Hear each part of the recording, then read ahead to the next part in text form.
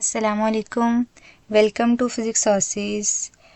Students, आज हम देखेंगे स्टैटिस्टिकल मैकेनिक्स के topics microstate, accessible microstates, probability of a microstates, most probable microstate, equilibrium state और thermodynamical limit. आप सोच रहे होंगे कि ये टॉपिक रियल लाइफ में काम कैसे आते हैं।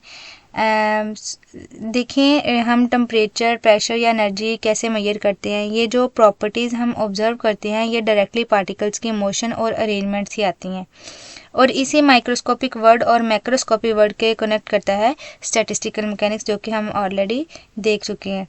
हम क्लासिकल थर्मोडायनामिक्स यूज़ करते हैं जहां हम कहते हैं कि गैस के प्रेशर या टेम्परेचर क्या होगा, लेकिन क्लासिकल थर्मोडायनामिक्स ये नहीं बताता कि ये प्रॉपर्टीज़ माइक्रोस्कोपिक लेवल पे कैसे अराइज होती हैं। यही काम जो है वो करता है स्टैटिस्टिकल मैकेनिक्स।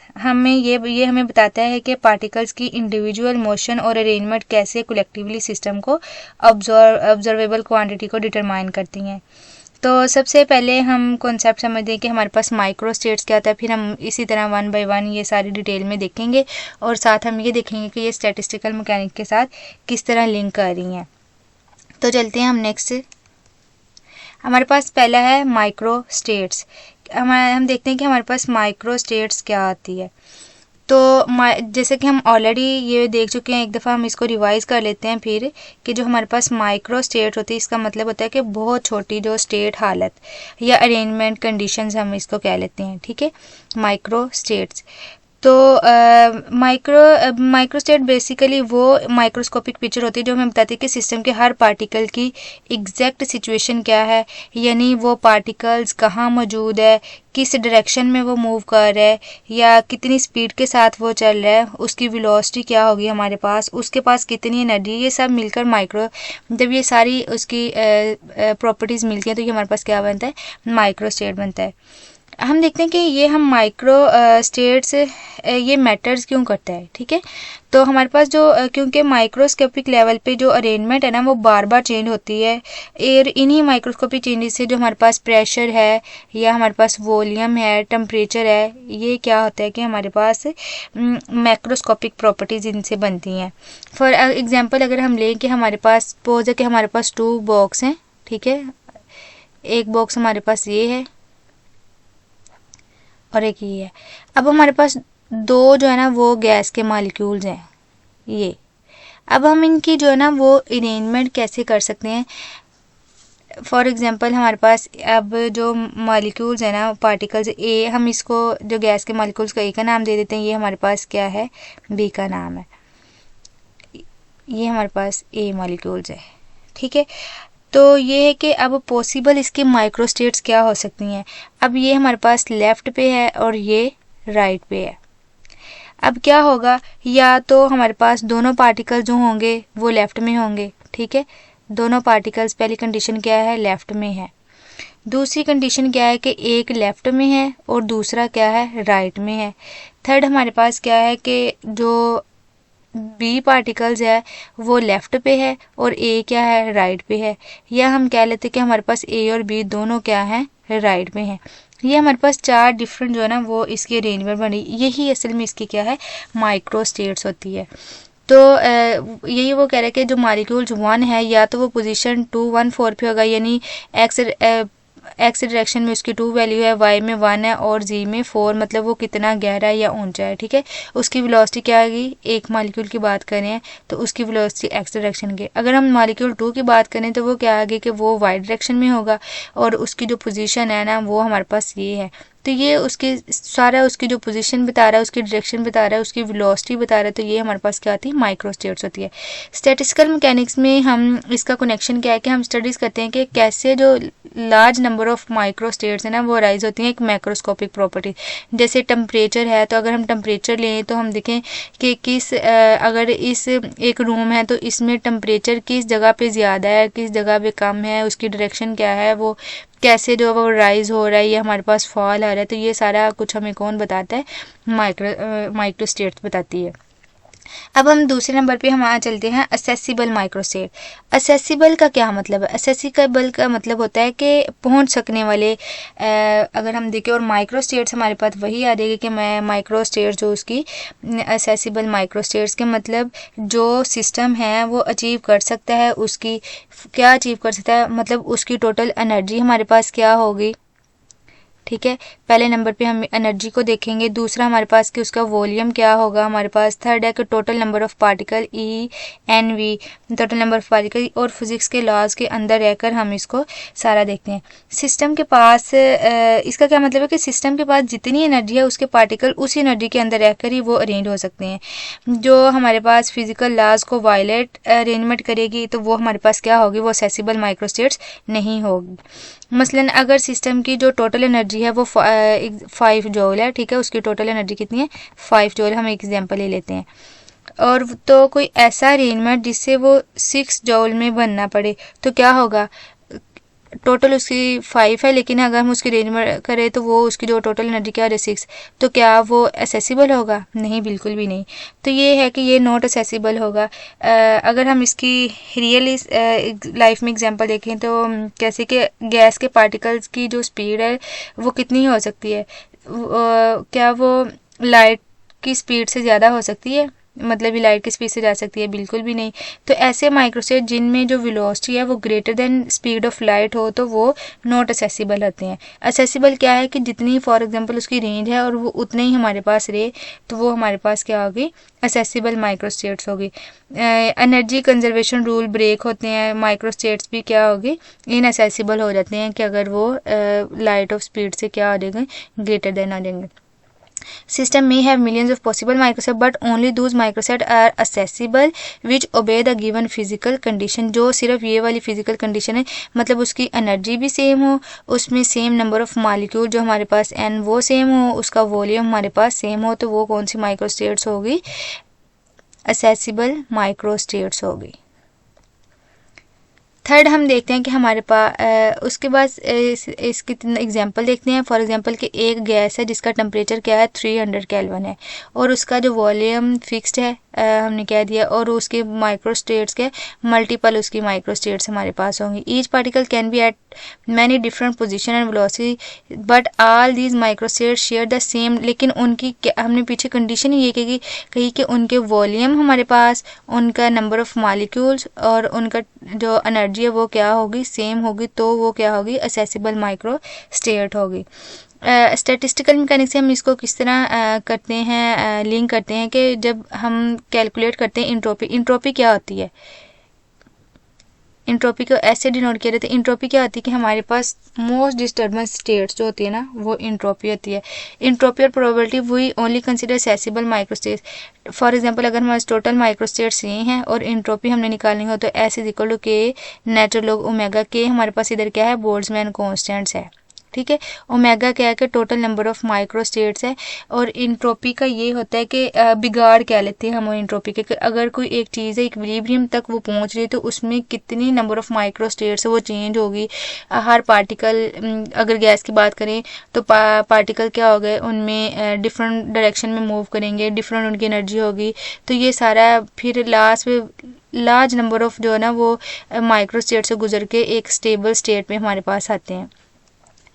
अब हम बात कर लेते हैं प्रोबेबिलिटी ऑफ माइक्रोस्टेट्स कि क्या ये हमारे पास क्या है, मोस्ट ज़्यादा जो मतलब प्रोबेबल या ज़्यादा इम्कान वाली जो हमारे पास स्टेट्स होगी वो हमारे पास क्या होगी, प्रोबेबिलिटी ऑफ माइक्रोस्टेट होगी। जो सबसे ज़्यादा तरीक़ों से बन सकती है, मैक्सिमम कॉम्बिनेशन जिसके हो सकते हैं। Probability of microstate is likely that the system exist in that particular microstate at a given moment. एक कंडीशन में उसकी हमारे पास कितनी जो है ना वो माइक्रोस्टेट से गुजर के वो आई होती है। स्टैटिस्टिकल मैकेनिक्स में जो प्रोबेबिलिटी है ना वो माइक्रोस्कोपिक कॉन्फ़िगरेशन की तादाद से आती है, जिससे जिस अरेंजमेंट के पॉसिबल कॉम्बिनेशन ज़्यादा होंगे वो नेचुरली सबसे ज़्यादा अपीयर करेगी। मतलब सिस्टम रैंडम मोशन की वजह से इन स्टेट में से ज़्यादा टाइम से गुजरता है जिनकी पॉसिबिलिटीज़ ज़्यादा हो। Not at all microstates have the same probability in many system. High energy microstates have lower probability. हम ये फार्मूले से देखते हैं, ये फार्मूला क्या है। फॉर एग्जांपल एक पार्टिकल, उसकी प्रोबेबिलिटी हमने निकालनी है, एक स्टेट है, ठीक है, उसमें नंबर ऑफ जो हमारे पास पार्टिकल है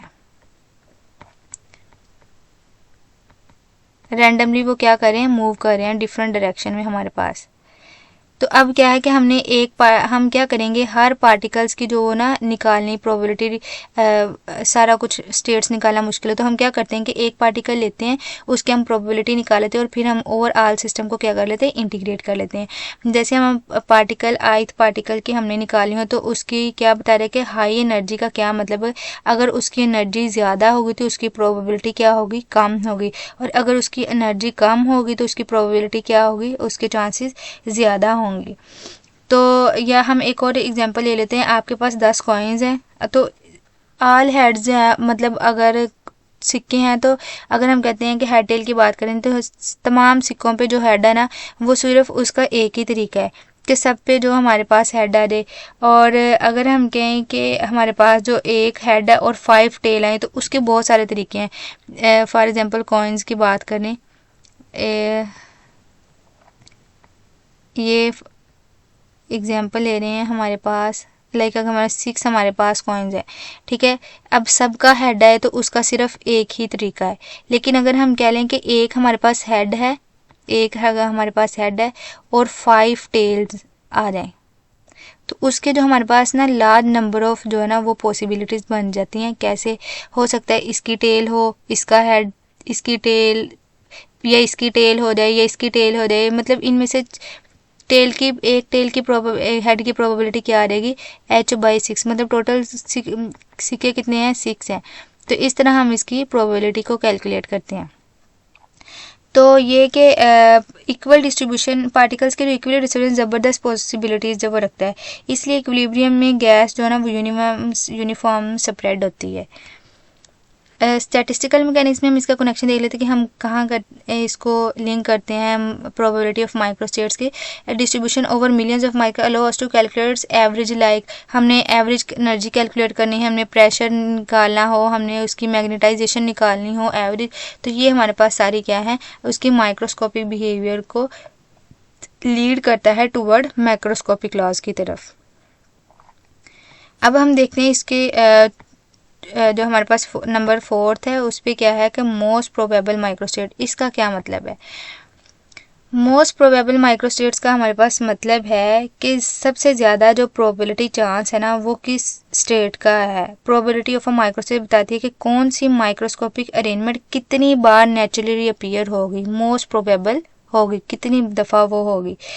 प्रोबेबिलिटी इसका फॉर्मूला हमारे पास प्रोबेबिलिटी का क्या होता है, P इज इक्वल है, हम कह लेते हैं फेवरेबल, ठीक है, फेवरेबल माइक्रोस्टेट, FM में मैं इसको लिख रही हूँ, और डिवाइड हम उसको करते हैं total accessible microstate, total A से असेसिबल और M से क्या है, माइक्रोस्टेट, ठीक है, ये इसका मतलब फॉर्मूला आता है। इसका क्या मतलब है कि जैसे जैसे माइक्रोस्टेट्स की तादाद जो हमारे पास बढ़ती जाएगी प्रोबेबिलिटी की वैल्यू भी क्या होगी, उतनी ही ज़्यादा होगी। सिस्टम हमेशा ज़्यादा प्रोबेबिलिटी वाली जो स्टेट्स है ना वो अडॉप्ट करता है क्योंकि रैंडमनेस इन्हीं कॉन्फ़िगरेशन को दोबारा बनाने का ज़्यादा मौका देती है। फॉर एग्जांपल आपके पास टोटल असेसिबल माइक्रोस्टेट्स कितनी हैं, 100 है, ठीक है, हमने प्रोबेबिलिटी निकालनी है इसकी, टोटल हमारे पास कितनी है, 100 है, और जो माइक्रो स्टेट है ना मोस्ट प्रोबेबल सिमिलर या फेवरेबल जो हमारे पास है वो 40 हैं, ठीक है, कि मतलब उसमें जो फेवरेबल है वो 40 है। तो हम क्या कर देंगे, इसको डिवाइड कर दें तो ये हमारे पास क्या आ जाएगा, 40 की डिवाइड बाई 100 तो वो हमारे पास क्या आ जाएगा, 0.40।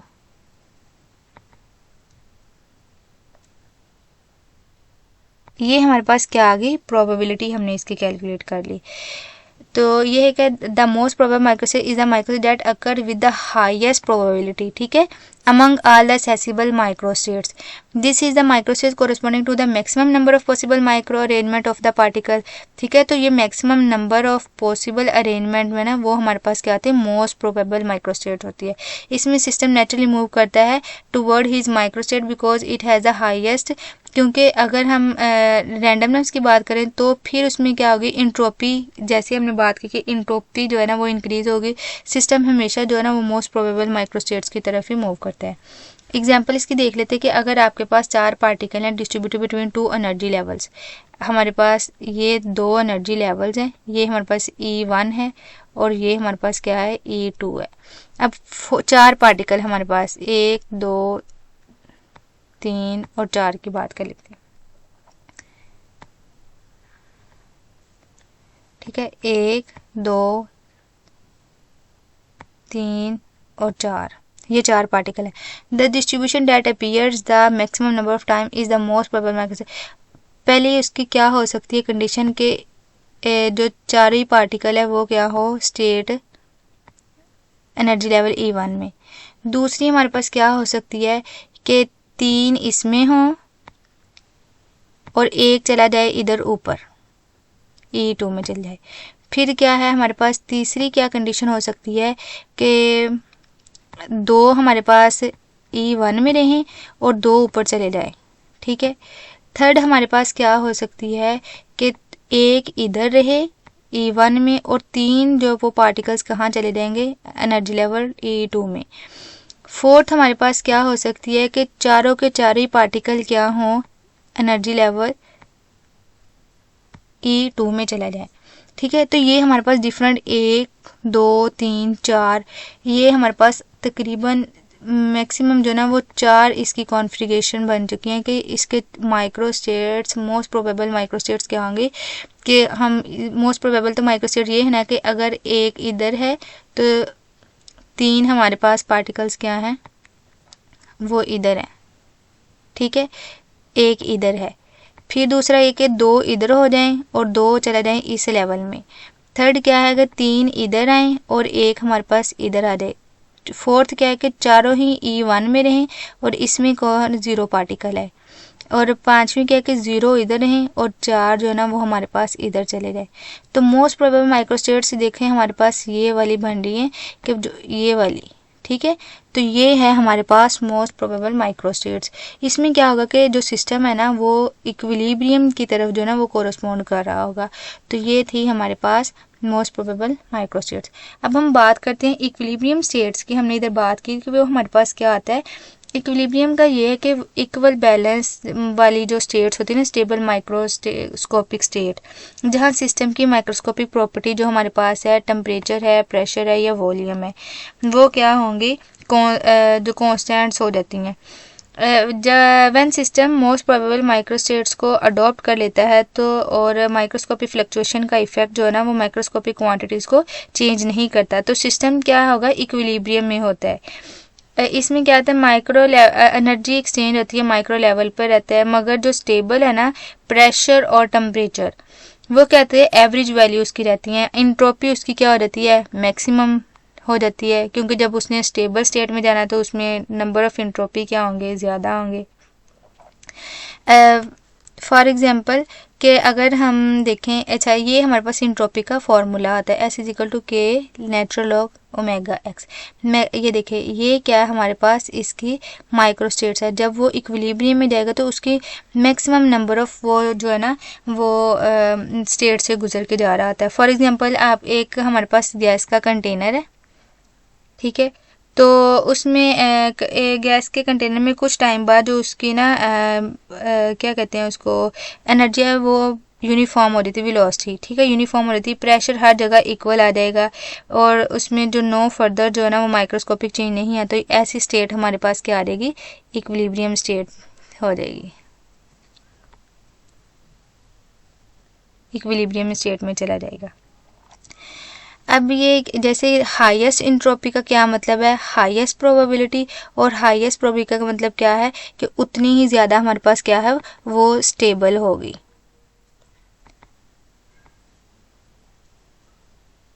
स्टेबल स्टेट में चला जाएगा। अब है हम थर्मोडायनेमिकल लिमिट भी आते हैं कि हम ये क्यों लगाते हैं किसी सिस्टम में थर्मोडायनेमिक लिमिट, इसका मतलब क्या है। थर्मोडायनामिक का related to heat temperature energy limit कहते हैं बाउंड्री को कंडीशन को या एक्सट्रीम बिहेवियर को। थर्मोडायनामिक लिमिट वो कंडीशन है जब हमारे पास n क्या है n नंबर ऑफ पार्टिकल जब बहुत ज़्यादा हमारे पास हो जाए। ठीक है, इन्फिनिटी को अप्रोच करे, N approaches to infinity. Second क्या है, जब वो वॉल्यूम बहुत ज़्यादा बढ़ जाए, वी अप्रोचेस टू इन्फिनिटी।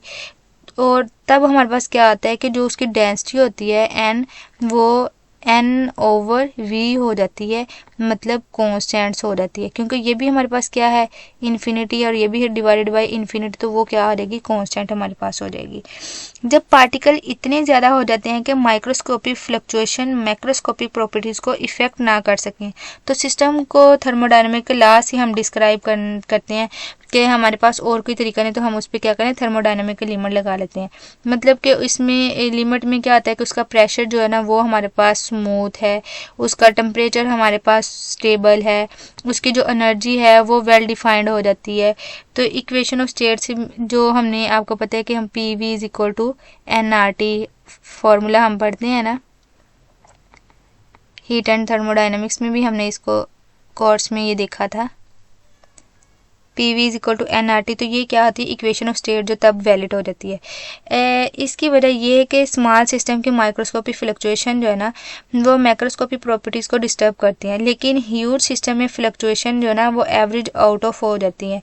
इससे जो हमारे पास क्या आता है कि हम उसमें लिमिट लगा देते हैं। फॉर एग्जांपल एक ग्लास में 100 पार्टिकल्स हों तो प्रेशर जो कंटिन्यूसली ना अप डाउन होता है।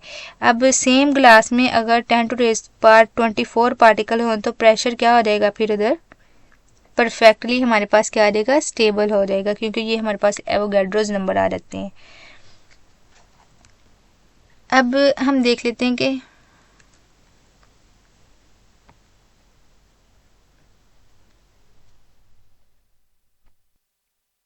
ये भी है कि हम ये लिमिट में क्या करते हैं कि जो हमारे पास माइक्रोस्कोपिक फ्लक्चुएशन है ना वो हम उसको निगलेक्ट कर देते हैं और जो सिस्टम वो ना एवरेज बन जाता है। ठीक है, तो thermodynamical variables become stable, so classical thermodynamically ये भी आ सकता है कि हम जो है ना वो इधर क्लासिकल थर्मोडायनामिकल क्यों लगाते हैं, क्योंकि हम उसकी जो इतने माइक्रो लेवल पे उसकी जो फ्लक्चुएशन है वो निगलेजिबल हो जाती हैं।